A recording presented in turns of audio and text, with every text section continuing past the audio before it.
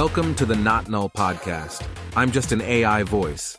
But here are your real hosts, Kevin Doyle, Paul Bratzlovsky, and Bobby Davis. Hey, everybody, and welcome to this week's episode of the Not Null Podcast, the tech podcast where we talk about everything from AI to VR and robots to flying cars. I'm Kevin Doyle, and this week I am joined by Paul Bratzlovsky and Bobby Davis. And coming up in this week's episode, it is CES week this week. So we're going to talk TVs, EVs, and PCs. All the acronyms are in there this week. And then we'll talk about Microsoft adding a new key to the keyboard, the first time in 30 years. And then we'll wrap up with Securities and Exchange Commission and their Twitter account being hacked. And then finally, we'll talk about our null, not null recommendations, where we recommend that you avoid a product or service. Okay, Sarah isn't with us this week because she's attending the Consumer Electronics Show, or CES, in sunny Las Vegas. So for those that don't know, every year, January, I think it's the same week in January every year, the geeks get together and they go there and they look at a bunch of products from a bunch of companies, and that is this week. So we've seen a bunch of this. We've seen a bunch of technology released this week. So I thought we'd just have a general chat about what we've seen and what your picks for things that you've loved, maybe things that you think are weird, things that you've hated, I don't know, whatever. Bobby, what you got? What's something you saw at CES that interested you? So I've got two things. One thing I wish I could have, and one thing I don't know why it's made. So I'm going to start with the one thing I don't know why it's made, and Samsung's Bali. Oh, yeah, I have that. This is like, it looks like the Among Us guy. But the crazy thing is this thing follows you around. Supposedly your personal assistant follows you around. It has a projector in it, so it can project based on where you're looking. So like if you're laying on the ground, it project on the ceiling. It can project on the floor. But the weirdest thing is, Kevin, it will follow you around and watch you while you sleep. Okay, that's creepy. So like, so it's the truly why?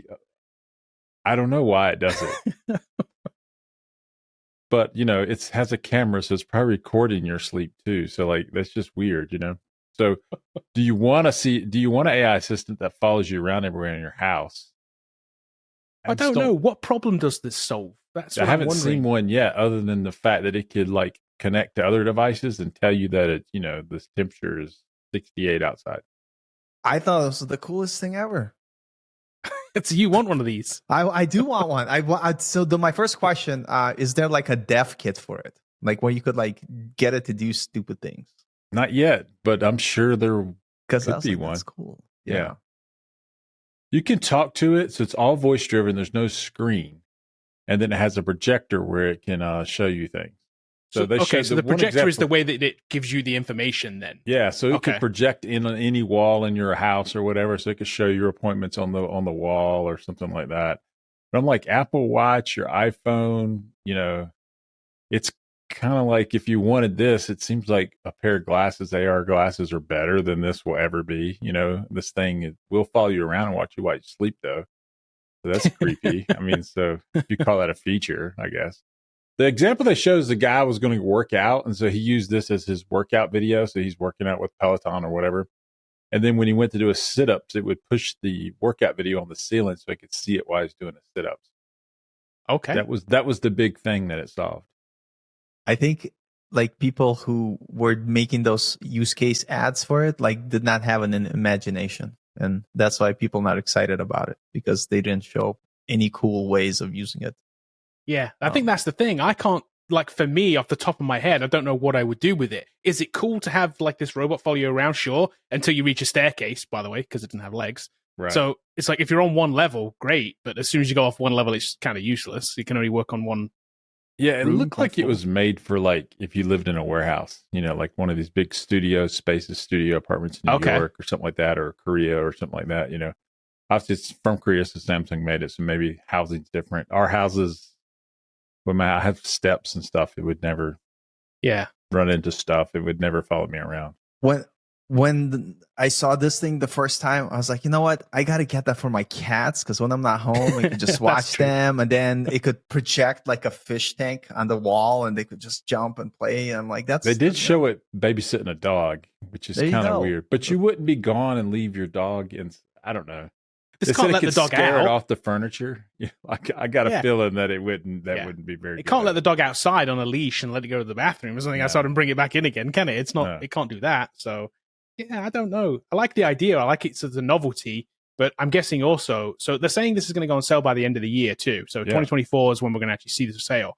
I don't think I saw a price on this. That's the other thing too. What is this actually going to cost? Is it going to be one of those items that's priced out for regular people? Yeah. Is this like, is this a millionaire, billionaire like item? I don't know. Listen, that's also crazy because how expensive is it? That's a good question because I don't know. It's a robot, so it's got to be $2,000 at least. $2,000, yeah. Can I pay an assistant? $2,000 to like watch me sleep? Or is that like? The question is, would you? Is the human labor going to be cheaper than buying this thing? Because Okay, interesting. Yeah, we'll see. So, what's your pick for the product that you do want then? This is the one I would think is really cool, and it's called. Let me look it up. C, like in the letter C, seed. Yes.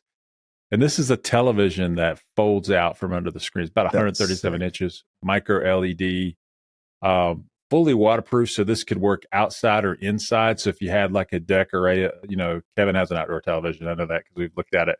Yeah, this would fold up and go away. So like you could reclaim your living room and still have a big screen or whatever. I thought it was really cool.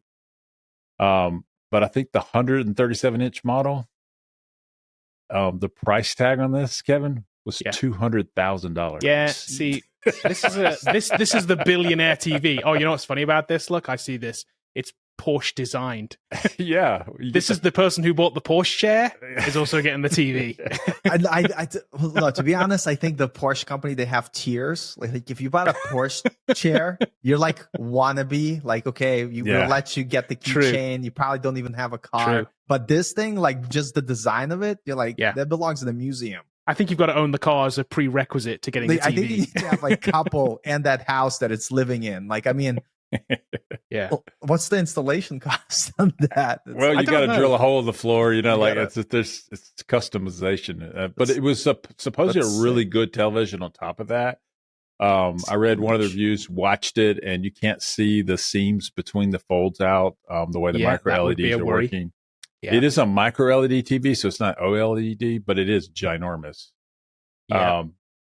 Kind of cool. I mean, because you can hide it and go away. It doesn't have to be on the wall.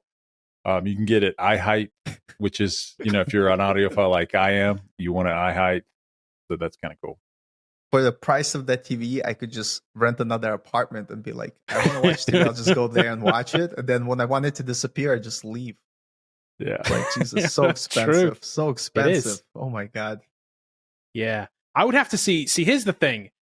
It would have to be for that kind of price. You're paying for form factor. For me, it would also have to be the world's best TV picture quality. I totally agree with that, Kevin. It would have to be a fantastic. It would have to be absolutely amazing. And I don't see that it would be, being that's micro LED versus OLED.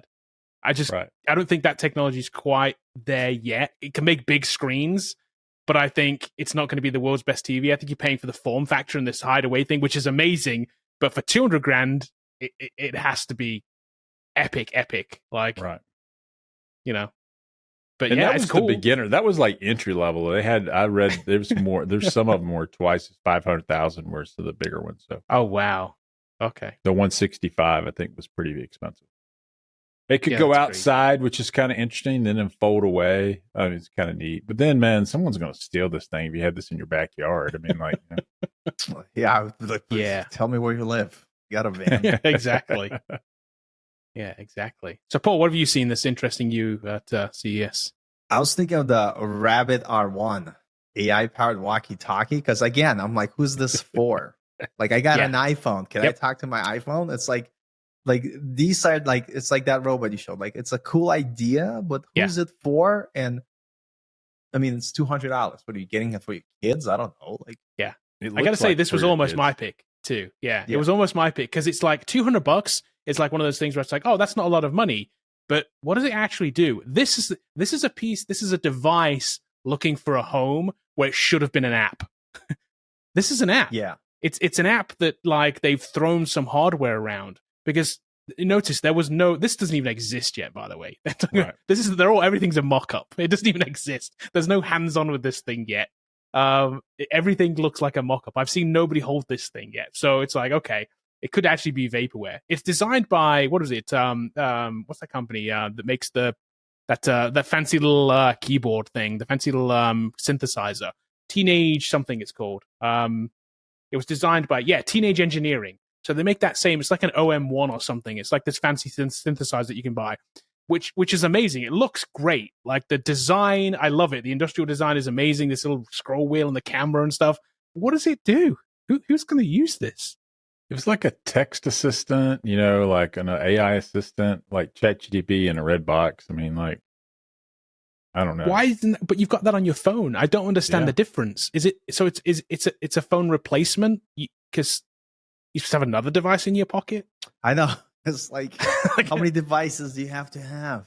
Yeah, why does it have to be separate? Again, I think it's software looking for a hardware design. I get it. The hardware design's cool, and it's only $200. I get it. Maybe that's the thing. Maybe we can't all afford $1,500 fancy phones, right? So we can all get an AI system by having a $200 piece of hardware, maybe.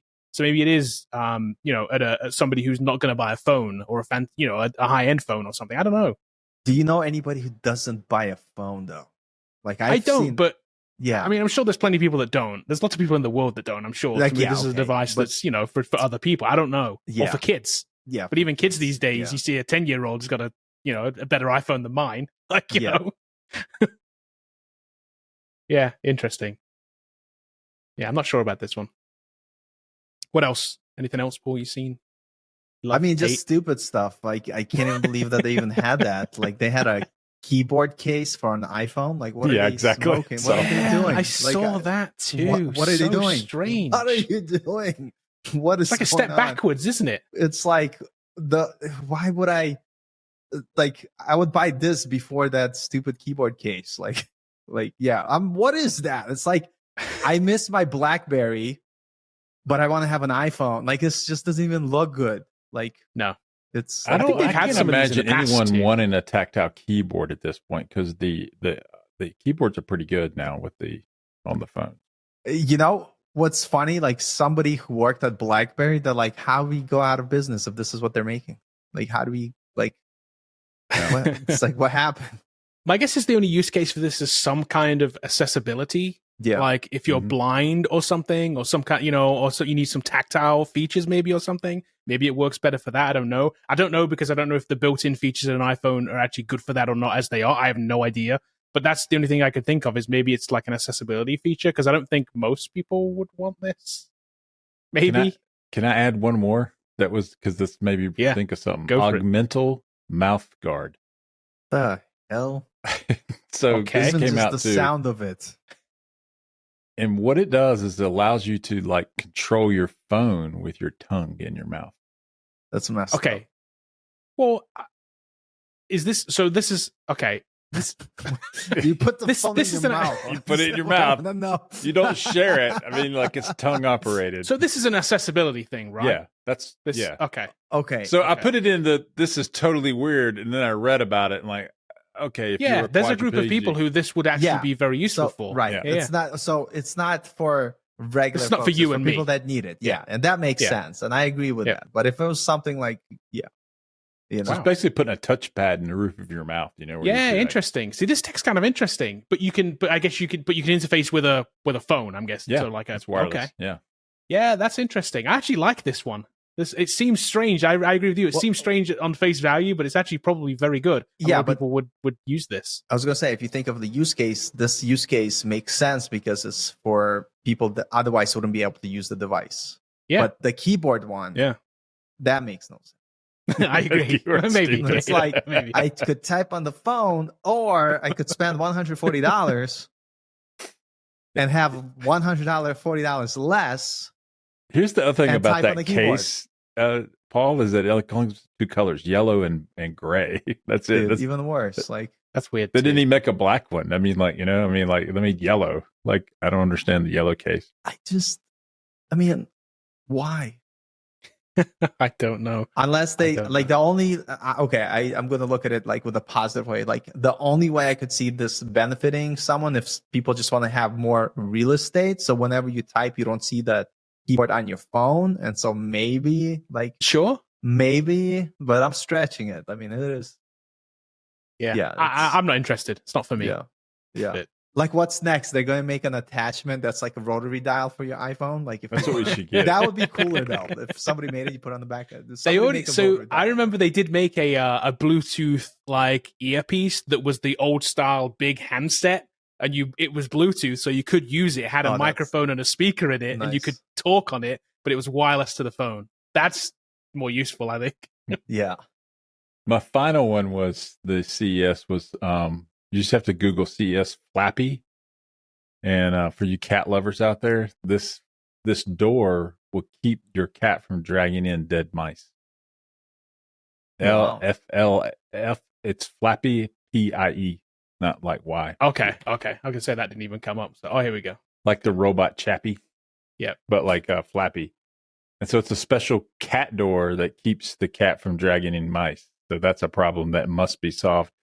The weird thing about this is it doesn't stop other cats from coming in your door, which is you think like just cats with mice, just your cat with a mice. But like you know, if you have one of those cat doors and a rattlesnake goes through it, it's not going to stop it. I mean, like so a boa constrictor. Well, I was just going to ask, and this has answered my question, but it is an AI powered detection system. Of course, it is. Right. Exactly. Why would it not be? I wonder how often it gets it right. That's my next question. Yeah, so Flappy, $3.99. So, there you go. Yeah, $3.99, not bad. I'm sure they'll sell some. I'm sure that will be on TV commercials. At midnight, 3 a.m. or something. When you're I might totally get one of these. You getting a Flappy, Kevin? Yeah. Y'all have cats, Paul. You getting a Flappy? This is a product. Yeah, mine are indoor cats and go on a balcony type of cat. And don't jump. You could catch a mouse out on the balcony. Story building, but yeah, it's they learned.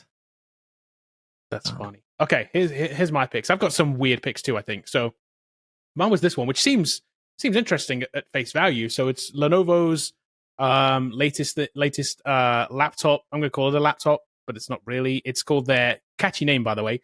Their ThinkBook Plus Gen 5 Hybrid. Nice. That just rolls off the tongue, doesn't it? You definitely remember that. So easy to say. So exactly, yeah, super catchy. So this is a part Windows laptop, part Android tablet. Retails for $2,000. Here's the thing. It is two pieces. It is a screen and a keyboard that detach from each other. Okay. It runs both Android as a tablet and Windows as a laptop. And I'm like, wow, that's interesting. So you can basically detach the screen and it becomes an Android tablet running the Android OS. You plug it into the base system and it has totally different hardware in the base system. There's like a Qualcomm chip in the top part and an actual Intel chip in the bottom part. So it's like literally two different OSs, two different things, one screen. Here's the thing. They don't communicate with each other right now. Right. It's literally two devices taped together. Oh my God. I was waiting for some cool factor, but if that's what it is. No, it is it is just two devices wedged together. It's the weirdest thing I think I may have ever seen. It makes zero sense. Apparently, Microsoft and Android came together to name it because of the name. So apparently they shoved the name together. Microsoft said, we'll let you do this if we get to name it. And they're like, sure. Give us your and they did. name. Yeah, ThinkBook Plus Gen really 5 dumb. Hybrid. It's like, how can we get people to spend more money? Yeah, it's like, you want to buy a laptop and a tablet? Well, no need. Just buy this one because it's both. It's $2,000. So you're basically buying $1,000 laptop and $1,000 tablet and they just stuck them together. But they have a Surface Book already. Microsoft does that. Yeah. Does the same thing. They have a Surface. No, it doesn't do the same thing because here's the issue, don't forget. It doesn't run. The tablet experience on Android is better than the Windows experience on a tablet. Okay. That's the problem. The problem this is solving that people complain about is, well, Windows sucks on a tablet and Android sucks on a laptop.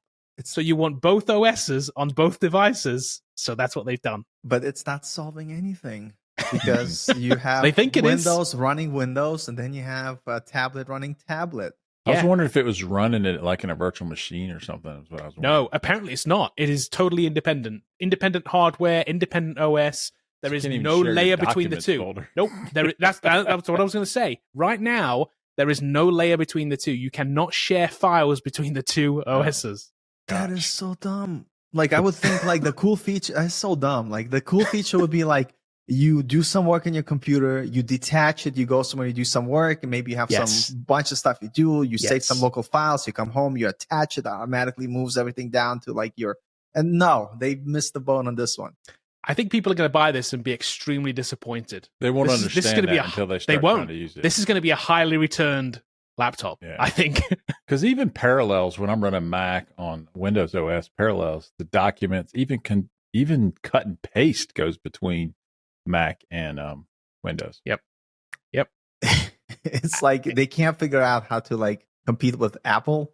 They're like, man, Apple just makes such good products that they're like, what kind of scam can we come up with? Be like, oh look, it's 2-in-1. It's it just literally a 2-in-1 device.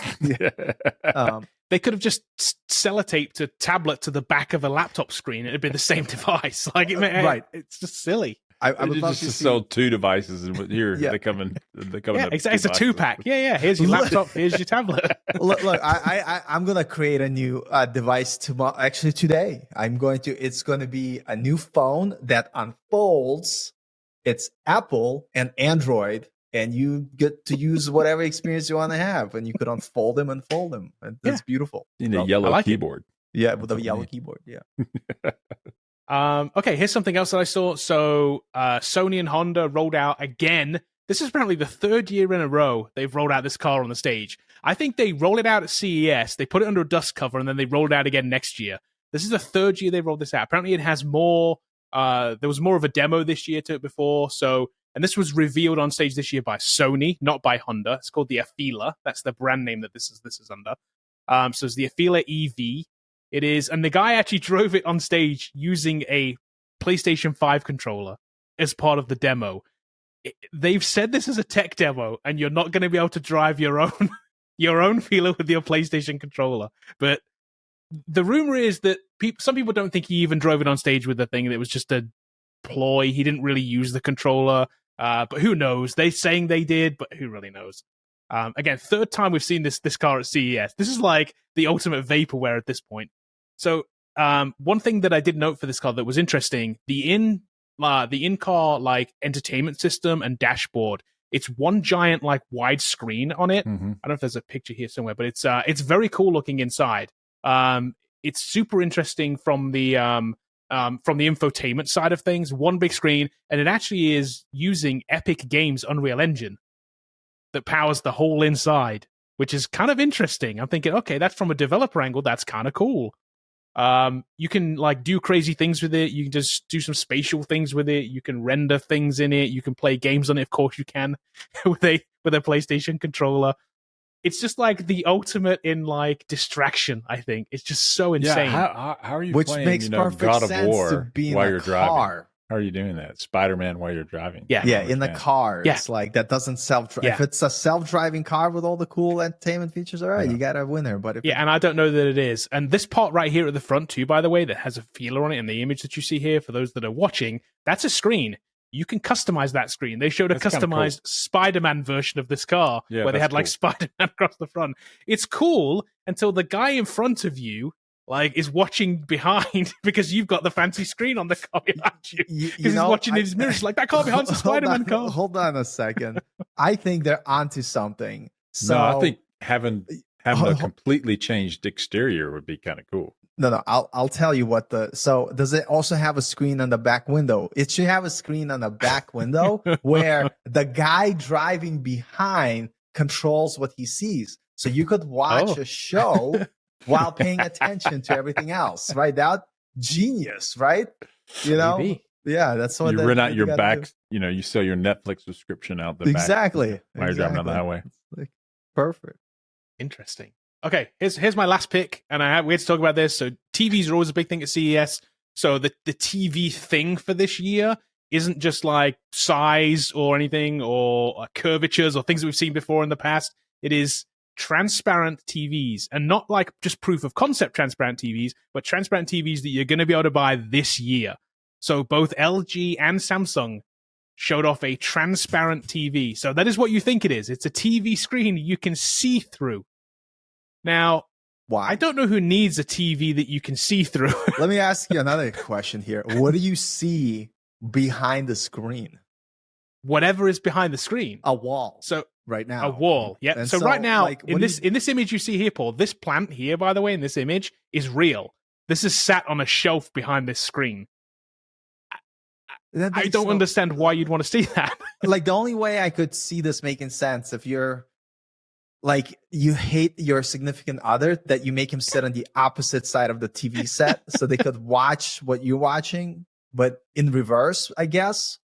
You know, like, again, what it's like, they're recreating AR experience on a TV screen. Like, yeah, I think it works in retail maybe in certain scenarios, but like as a television in your living room, even if you had like, they should show this in front of an aquarium. They need to talk to us to say, how do we show this off? We could put a plant behind it. Well, can we think of something else? I mean, like, they should have made it. Yeah, right there. There you go. This is the aquarium, like screensaver or whatever you want to see on the aquarium video. It's not so an actual aquarium, you know. Yeah, you should put it on the front of the aquarium. So you don't need one. You just have your TV aquarium. So here's the thing: if they made that touch screen, and like and instead of call it TV, call it like, it could be like a aquarium or hamsters or whatever. Like, I don't know. Like, it's just I don't see the point of.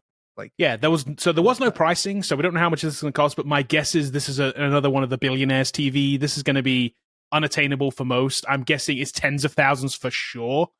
But who knows? I don't know because they didn't put pricing. It's a 77-inch LG OLED screen, which people that have seen this have said, well, you've got your signature OLEDs over here. It doesn't even look as good as those, and it's going to be 10 times the price of those. So why on earth would I buy this? No one's buying this. It's a novelty. They also know that this is an issue with looking through it, by the way. There's a contrast film that you add to the back of it to make it viewable, which apparently just scrolls up somehow. It's like it's an automatic screen and it's basically just a dark screen behind it, because they know that, like in this example of this image, like if you put a white wall behind it, it's not going to look very good. Everything's going to look washed out. Until you put a dark color behind it, it's not going to look very good. Like the back of a television? I mean, Yeah, it's just weird. I don't know who buys this. I don't think it's a home TV. I think you're right. It's a business TV of some kind. Yeah, where I could see if you hung it up and you're showing an ad or something like, you know, but you want them to still see through the rest of the store. I think the only like use case I see for that, if it is, let's say, not a TV, but a window pane for stores. Yeah, yes, that's it. But this can only be currently made. It's an OLED screen, so it can only be 77 inches. Don't forget, the biggest OLED screen you can buy right now, I think, is 83 for an OLED. So this is not, unless you stitch them together somehow, like, it's going to be a very, very expensive store window. Yeah. So I've played around with some of this stuff before, like films, and I've had some rear projection films that were transparent, probably 5 years ago, making something I was playing with. And you could see through it, and it worked. It just wasn't very bright. And in that case, you had to have a projector. But like, I'm assuming this is the same kind of thing. They've got the same kind of film. I don't know where the light comes from for this, but well, they said the LED, so maybe they have special LEDs. I'm not sure. Yeah, I'm not sure. Based on this image, though, it looks like there's a light at the top and the bottom. Yeah, so that's what it looks like. Yeah, they're shining down into it. You know, like it's a film. I don't know how it works, but I don't see anyone buying this at home. It'd be a really bad experience. It's not on my list. No. Yeah. Okay, so one other thing then. So Sarah, being at CES, she sent us a singular image from CES. She sent us one image, and this is the image that she sent to us with no context, by the way. She just sent it to us. So the fact that we talked about jamming AI into everything. So here's some places we've seen AI jammed into. VW said they're going to put it in their cars. Remember the telly? The free TV that they were giving away before, where you just watch ads? Guess what that's getting next? ChatGPT integration. And then this is called WeHead. So this is basically ChatGPT with a face that's made up of screens attached to it. This is what it looks like. This basically, you talk to it and it speaks back to you as like ChatGPT does. If you have it on your phone and you have the ChatGPT app, you can have it so that it you speak to it and it speaks back. This is that, but in a piece of hardware. So for those that are just listening, this is basically a couple of screens. It's a horizontal screen and a vertical screen on kind of a pedestal that's looking kind of like a robot's head, I guess, with screens on the front of it, and you can chat with this AI. I'm guessing Freaky. Sarah sent this because it's weird. Yeah, freaky. They have a demo. Freaky. They have an online demo, and I did try it, by the way. So they have a virtual version of this. Here's the issue with it. It's slow. So what happens is when you talk to it, it works the same as ChatGPT does, right? It takes a second for it to kind of kick in and start talking. While it's not talking, it just stares at you. That is so It's really creepy. Dude, first of all, imagine this is what's gonna take over the world. And this is what you see, like the last thing you see before it's over and human race is defeated by the AI machines. Like that's unsettling. I think I wonder why they chose that specific design and didn't make it look somewhat like have an oval face. That looks ridiculous. That looks like a horror movie. Like I think I'm gonna have nightmares. I think I'm gonna tell you why I think they did it this way, because I think that's the form factor they could order the LCDs in, and they just taped them together. Probably because it does look like that, doesn't it? No, I mean they didn't make their own screen. If you would do it, you would just make a semi-curved, ball and put an orb face on it and make it real face. Yeah, but that's like high end tech though. They got two iPhones and mounted them on top of each other. Yeah, that's what it looks like. So they would have been better off just having that app on that see-through TV. Would have made more sense. Mm-hmm. Yeah. This is again coming back to what we talked about before. It feels like an app in search of the hardware is just unnecessary. It's an app in search of a place for the hardware, and this just doesn't seem correct. Because you can imagine just sitting this on, it's just a floating head, by the way. Can you imagine sitting this on your desk and having a conversation with it? I just don't see it.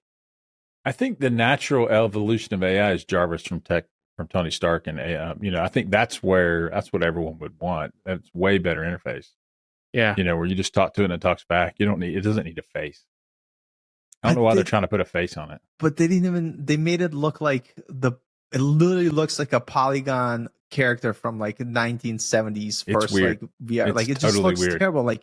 If somebody said me to this, I would be number one, I would freak the hell out, number one. And number two, I would just never be friends with that person again. Here's the thing though, this is not vaporware. You can buy it right now. For $4,950, by the way. Right. Shipping Jan 17. Or, here's a better deal. You can rent one. You can rent one for $199 a month. I am so tempted to rent this thing just to see if it has any use case whatsoever. It's going to have a 3-year agreement in that renting, right?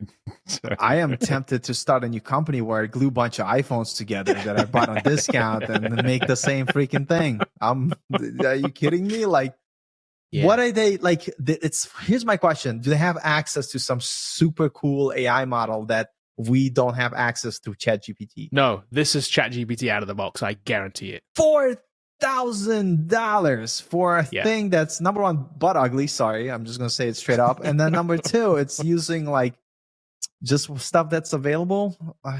So we'll definitely come back to this next week for sure, because Sarah's there. She's had a play with this. I am super interested to see her take on this. It's going to be interesting. What I like is they have a redirection to Stripe's checkout page. They didn't even integrate it. These guys. No. Well, they're too busy putting this together. They're too busy finding chumps to part with their $4,950. Yeah. I mean, I don't see any use case unless I wanted to I have zero use cases. Yeah, I can't think of one either. I thought about we could get one at Coder Foundry in the lobby, but what does it do? I mean, no one's signing up for Coder Foundry, that's for sure. Right. They're freaked out. They come in and be like, they don't even have real people in there. This is I mean, what I would use it for, my daughter's old enough, she's out of the house, but if I had young kids living with me, I would probably one day replace my head with that while sleeping. And when they came in to wake me up in the morning, they saw that and they were terrified for life. I think that it's a really elaborate gag. Yeah, elaborate gag. or it's like, you're driving and you use that as your head, like, and people are like, what? It's a Black Mirror episode. You know, you Yeah. wake up and you've been transferred. Your consciousness has been transferred. That's what I'm saying. It's a horror show. That's exactly what it's from. It's someone like, someone's definitely has soul that trapped vibe. in the machine. Yeah.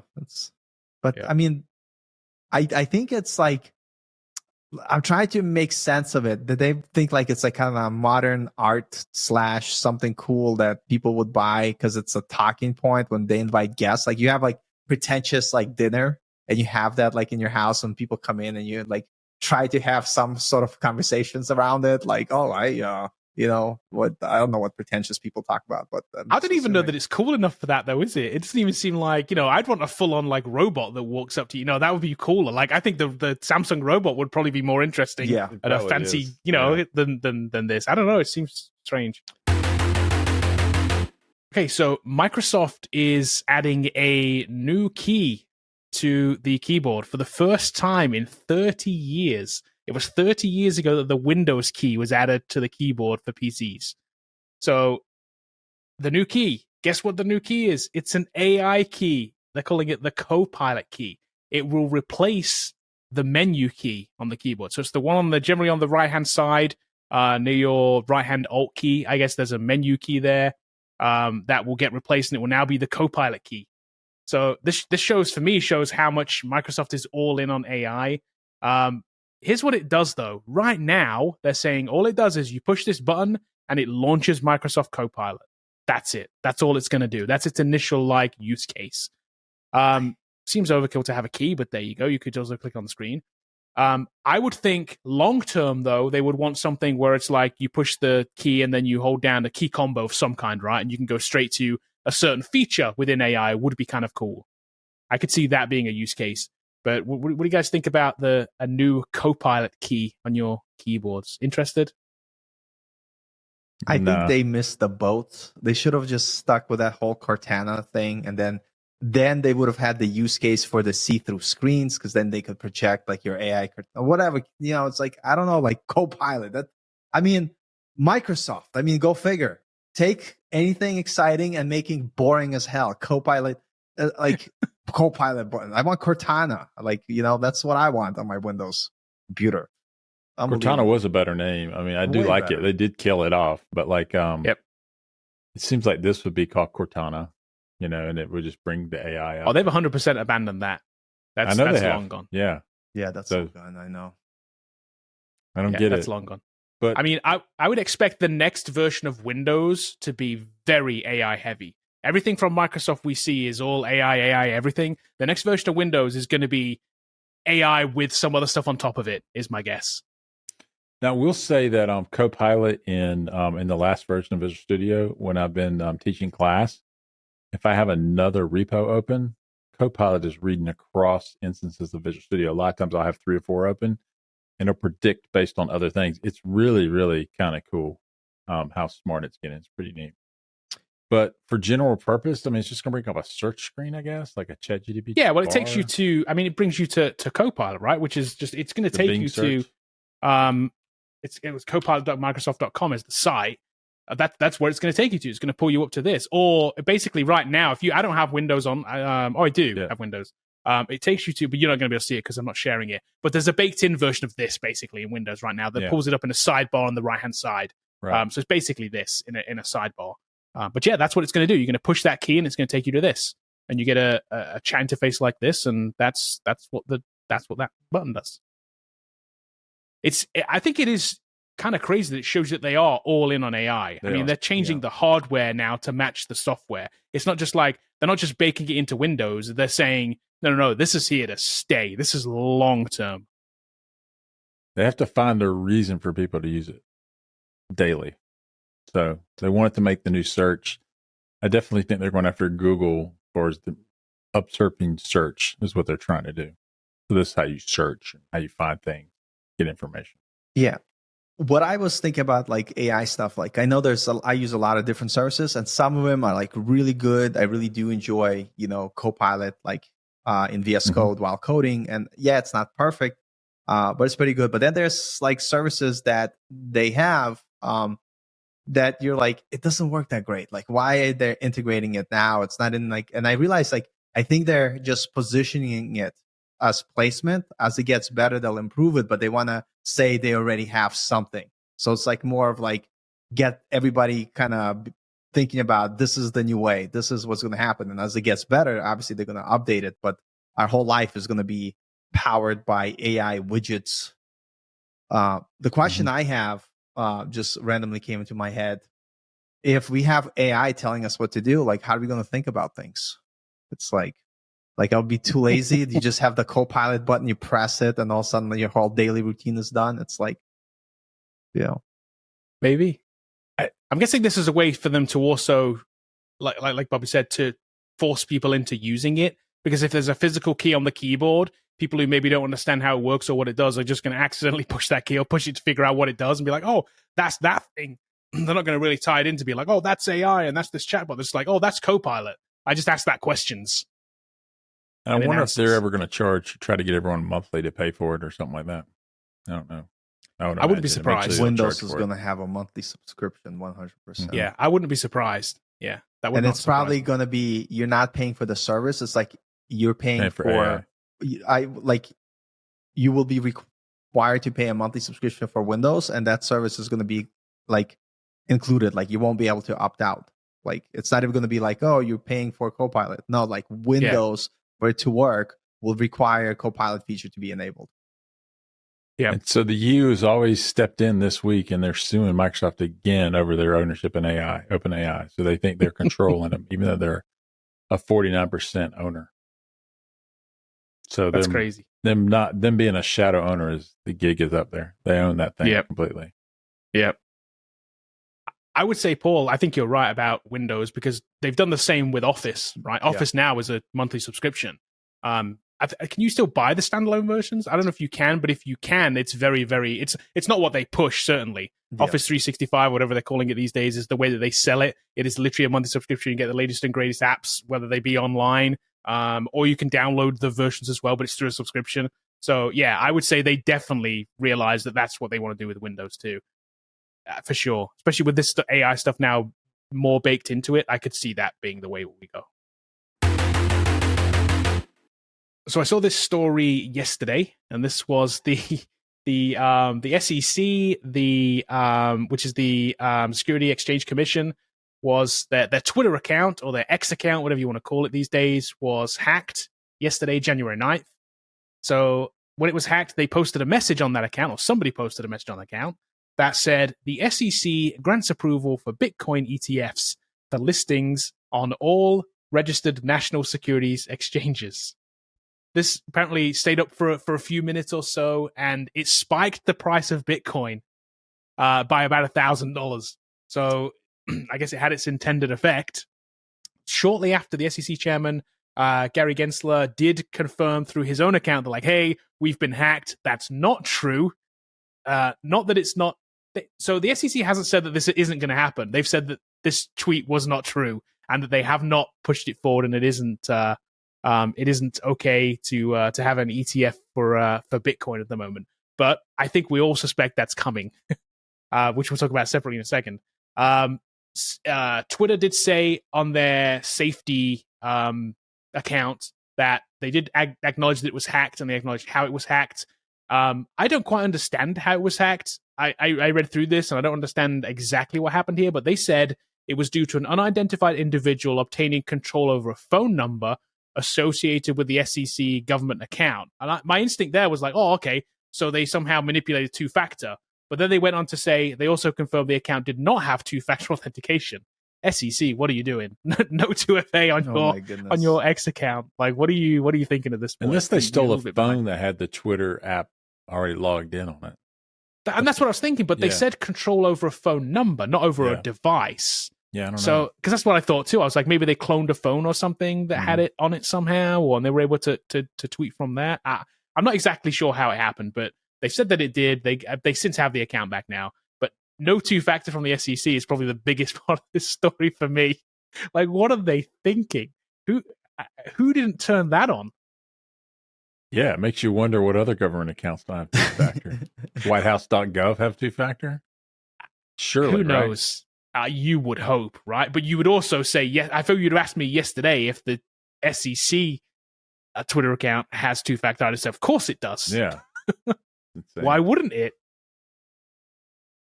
Seems kind of crazy. So what do you think about I guess this ETF thing, I guess, is probably the biggest story here too. Not just the fact they don't have two-factor, but an ETF for crypto.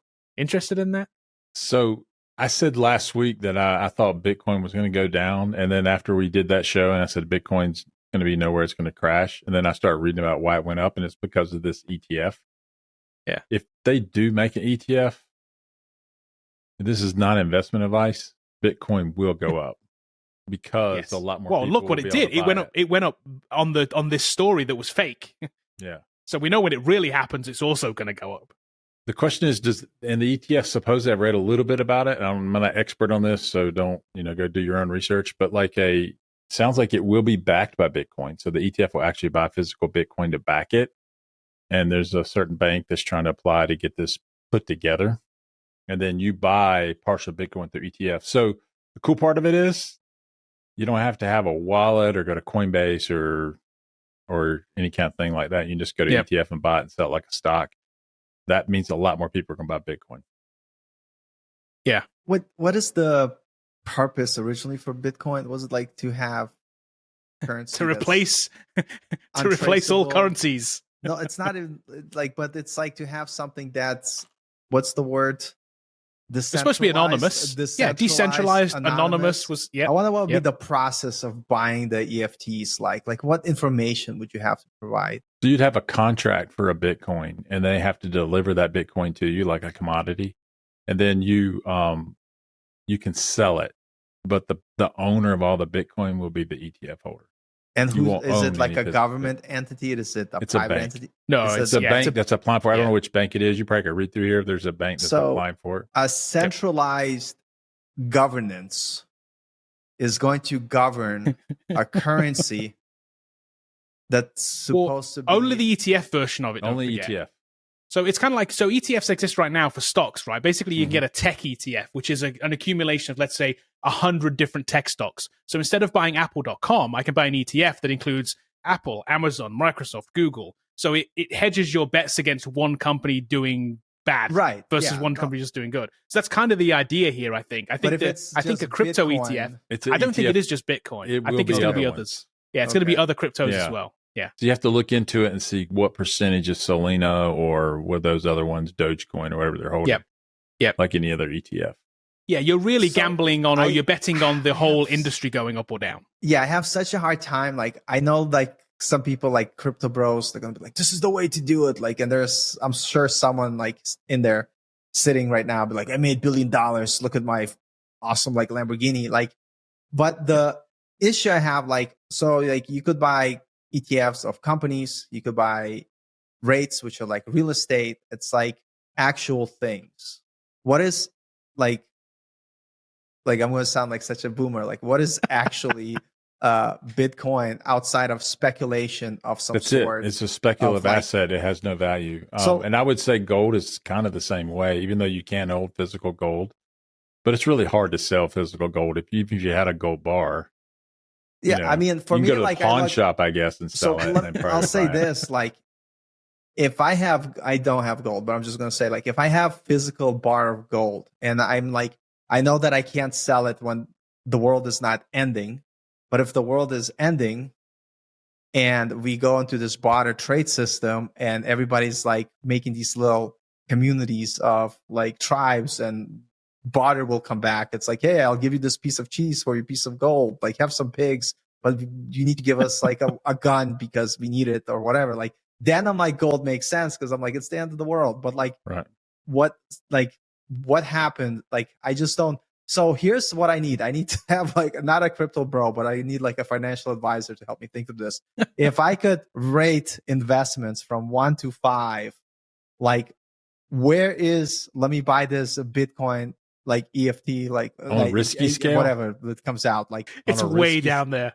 Like way down there on your priorities. Like, so is like So if I don't have a Roth IRA, you should not be investing in crypto. Right. Should I sell my Roth IRA and all my like investments that are tax like No, free, the like, crypto bro will say yes, but yes, no. yeah. So that's the question I have. So like, yeah, there's all this like news, but it's like, what's the mission of like, is it like to get more people to buy into Bitcoin? So there could be like another, like whatever, up. Well, of course. And then somebody's like, all right, sell now before the fools realize what we're doing. And it's like That's top exactly 5%. how it's worked. Yeah. That's it. Look, I mean, look at it. It's a roller coaster, and there's a reason it's a roller coaster. People putting big money into it at certain points when it's at a low and selling at a high.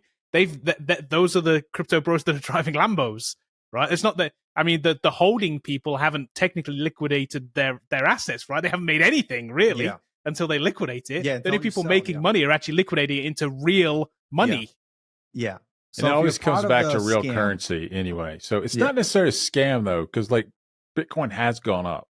Right. Oh. No. I'm not. For the most part, it's a genuine investment. It's just the riskiest investment ever. It is like, it's super risky. I'm being, what's the word, hyperbolic or whatever the word is. I don't know. My English is not that good. But like that point is sensational, I guess. But like, yes, you could invest in Bitcoin, but is it 50% of your portfolio? No. Is it all of your portfolio? Is it? I had a friend. He told me the funniest story. And my friend is actually my financial advisor. And like Crypto Bro is going to be mad about this, but I'm going to tell the story anyway. So one day he calls me. He's so upset. He's like, Paul, I lost all of my Bitcoin investment because like there was like one time when like went out and it's like I'm like, oh my God, you're my financial advisor. Holy Jesus Christ, like what's happening? And I'm like, how much did you lose? It's like $500. Like his whole Bitcoin investment was like $500. It's just it's not even a whole Bitcoin. It's like, and that was the risk he was willing to take outside of all the other. Then he's correct. Yeah, of all the other investment vehicles that you have access to. And that's why I know that my retirement is going to be okay because there are literally 10 other places I would put money before I put it into Bitcoin. I can tell you 7 stocks I would buy over this. Exactly. Yeah. So, but yeah, I don't know, but I am curious about it. I do think it'll go up because more people will buy it, which will inflate the pricing. But I do think there'll be strong corrections in this as well. Like I don't. For sure. I think it's too volatile. Yeah, it's backed by nothing. It's completely manipulated by sharks that are moving this thing one way or the other. Yep, agreed for sure. And can you time it right? I don't know. It's better than GameStop stock. I mean, I was in on the GameStop meme stock for fun, but I can tell you I bought like 5 shares of it. It's not like I bought 10,000 or 100,000 shares of GameStop. Right. So will this be around longer than GameStop? Probably. What value will it be? I don't know. It was, it crashed earlier in the year. It was down to 21,000 and it's up in the 40s again. So been as high as 61 or so. Yeah. So, but it could go to nothing too.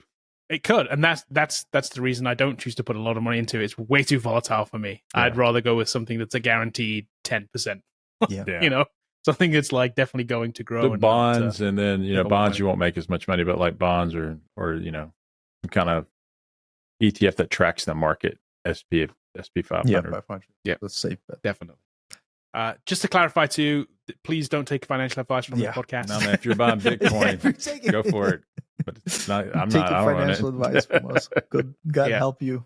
Yeah, please don't. We do not want to be liable in any way for you losing your life funds because Bitcoin goes up tomorrow to 80 grand. You're like, you guys told me not to buy that. Okay, sorry, I don't know. Okay, let's talk about recommendations and nulls and not nulls for the week. Paul, what you got? All right, so I'll start with a null. I've been trying to eat healthier. And so to me, healthier means eating less carbohydrates. And so I was like, let me try this pink Himalayan protein chips. They literally they don't taste like chips. They taste like, like health. Like healthy. And the only way I was able to eat them is by taking massive amount, because I wasn't going to throw them out. I was like, I paid I don't know how much they are, but I basically bought a whole thing of guacamole, and I would dip one small chip with a tons of guacamole, that the only thing from the chip I taste is the crunch, but I'm not buying that again. I'm like I don't need to be that healthy. I'll just That's funny. eat A chips. health chip is like an oxymoron, though, right? It's just one of those things that it just cannot exist. Yeah. It is two things in one product. Yeah. My point is, if you're buying chips, just buy the ones you like.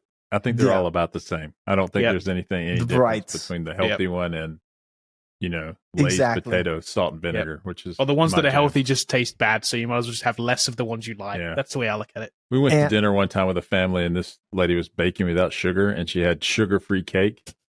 And she says, what do you think? And you're like at dinner with people, and you're like, this is amazing. And you're thinking the whole time, force it down. Why are we making cake without sugar? Just don't eat cake. This is not cake. I don't know what this is, but it's not cake. It has no sugar in it. It was awful. It's funny. They're probably watching this, and they're like, you didn't like my cake. No. You're like, oops.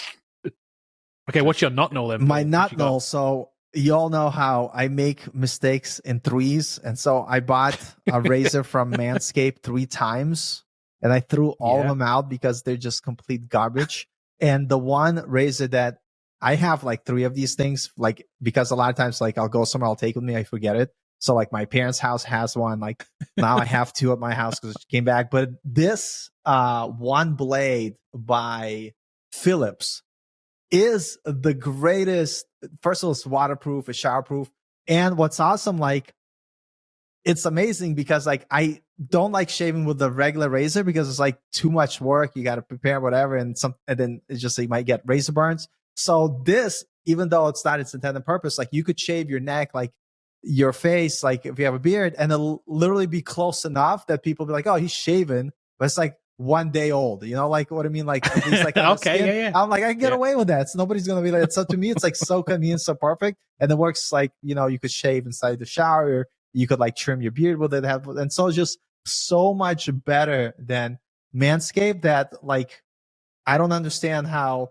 And like, I don't see commercials for this on YouTube. Like, and instead you see Manscaped. Right. It's just like so terrible. And it's just like, so it took a while, but you found the right product. Right. And every time, so here's another thing. Like every time I try Manscaped, I'm like, you're making a mistake. It's not going to be as good. They didn't make any improvements. It's still a piece But the marketing says it's great. But the marketing says, and look how cool and happy everybody likes. All my favorite YouTubers, they're selling it. I'm like, yeah, because they're getting a fat check for it.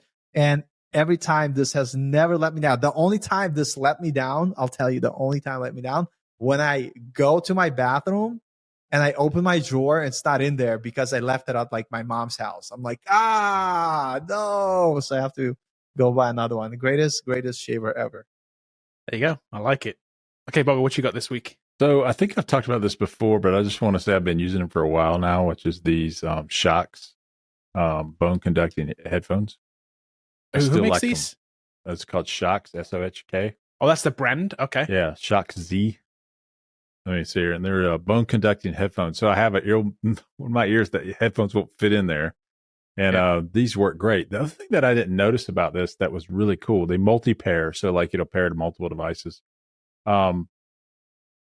It does through vibration. So like if you're listening to music, regardless of how loud it is, no one else can hear it. So if you're listening to a phone call or a podcast or something like that, no one can hear what you're listening to, but it doesn't cover your ear up. And so someone can talk to you and you can still talk to them back or whatever. So it's kind of a really cool device. I like it a lot. It is a little bit weird because it goes around your neck. So these are the sports ones. So this is not an over-the-head headset. You put it around the back of your neck, right? Yeah, so it's a little weird, but it's low profile, sort of. So it's made, you could run with it. You could cycle with it. I have cycled with it. It's really cool.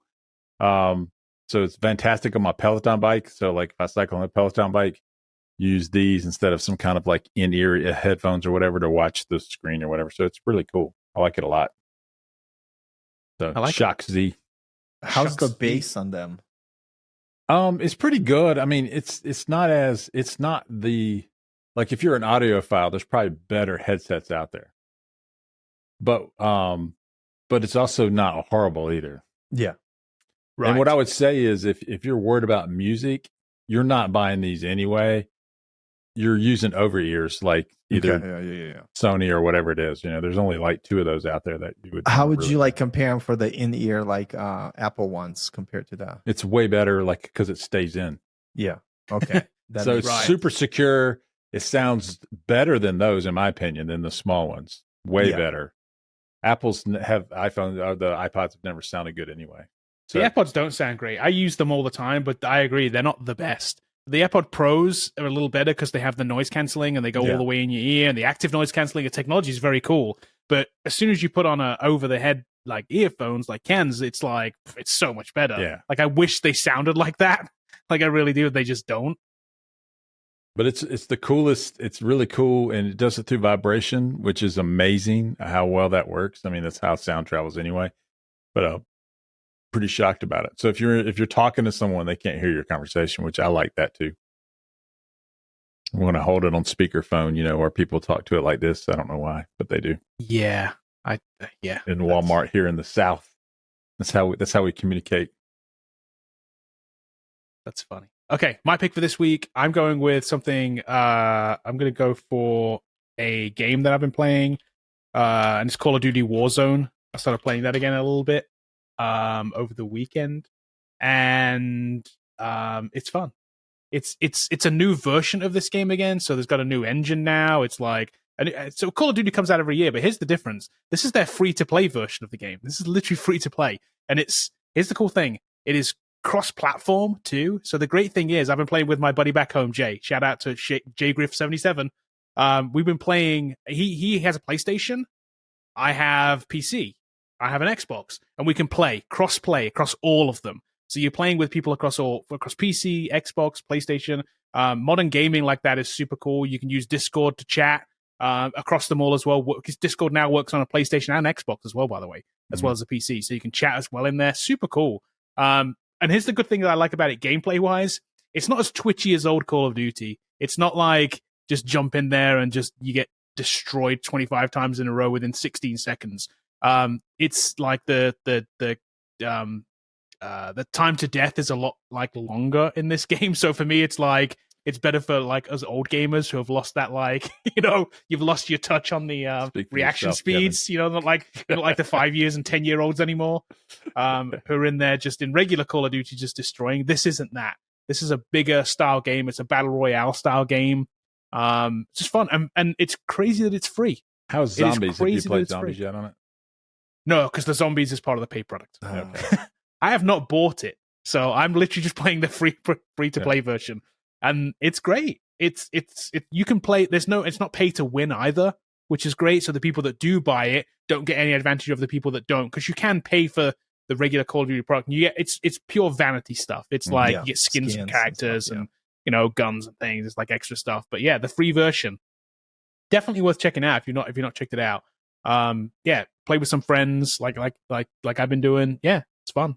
Definitely. I guess if you pay, you get the campaign, you get zombies, you get some. Exactly. You get a bunch of extra content. Yeah. That's what you don't get with this. You don't get the campaign. You don't get regular multiplayer, just like team deathmatch style stuff, and you don't get zombies. Right. It's like you basically get this version where it's the battle royale version of it, but again, it is free. So pro tip would be, because the campaign sucked. That's what I hear. That's what they said. They did say it was awful. And so save yourself the money. Just play. Agreed. It for free. Yeah. Here's the thing. I will tell you. So this could actually be my null for the week. Is the full game. I bought the full game at one point, and I returned it. And you can digitally return, right? If you don't play it for too long. I played the other part of the game, and I was like, nope, this is really, really bad. So for what I think is like the worst experience, this is the best experience. And that's my like weird thing about it. The fact that the paid version is a worse experience than the free version is mind-boggling to me. And I say it's free, by the way. They make an absolute fortune on this. I'm not saying they don't make money on this. It's all microtransactions. It's all skins, and it's all in microtransactions in the game. And a lot of people do buy them. Don't get me wrong. There's a battle pass thing you can buy, and there's like extra skins you can buy for the weapons and for your character. If you want to look like a certain character, you got to pay $10, but you don't have to. So the fact that those two things are polar opposites to me is kind of crazy. I think the future of gaming is these heavily cross-platform, microtransaction, battle royale style games. Not even battle royale; it could be any style of game, but heavy microtransactions, free to play, base game, cross play. It's the future of gaming. It really is. That's a good example of it. Well, that's it for this episode of the Not Know Podcast. A couple of things I ask you to do. Please let a friend know about the Not Know Podcast. Leave a review and a rating somewhere. We would very much appreciate it, especially if it's 5 stars. If it's not 5 stars, just send us an email instead. They can send us an email to where? Does anybody remember the email address? Because Sarah's not here. I can't say it the way she says it. The Not Know Podcast at AOL.com. Oh, that's it. close. The Not Know Podcast at AOL.com. They can send us an email there. So if you think we're not worth 5 stars, but you got this far, send us an email. The Not Know Podcast at AOL.com and tell us why. That's it. We'll catch everybody next week.